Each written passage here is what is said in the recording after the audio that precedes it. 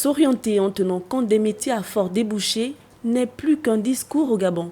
Plusieurs acteurs du secteur éducatif épousent désormais cette vision. Moi, ma plus grande crainte à moi, c'est de ne pas d'abord aimer ce que je fais déjà.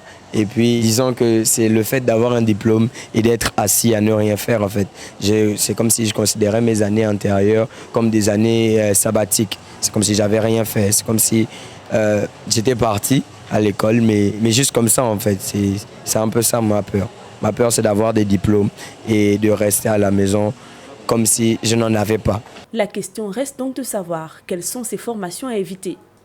La réponse a été trouvée dans cette salle du lycée national Léon Bar, où nous avons surpris le professeur Francky Diatta, prodiguant quelques conseils à la nouvelle cuvée de bacheliers. Le message à livrer aux nouveaux bacheliers, c'est de faire très attention à leur orientation, parce que beaucoup se plantent.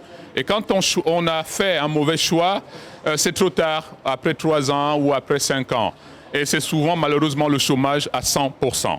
Il faut des formations en adéquation, formation-emploi, et qui tiennent compte de la réalité de l'économie gabonaise. Si les universités publiques ne sont pas suffisamment en nombre, celles du privé entendent contenir le flux des apprenants. Le deuxième message que nous adressons à nos étudiants ou aux futurs étudiants, c'est de leur dire qu'il n'est plus besoin aujourd'hui d'aller à l'étranger.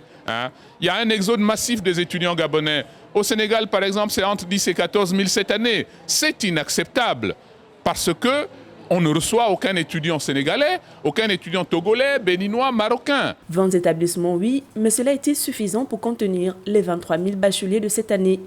La réponse, ce 13 août 2021.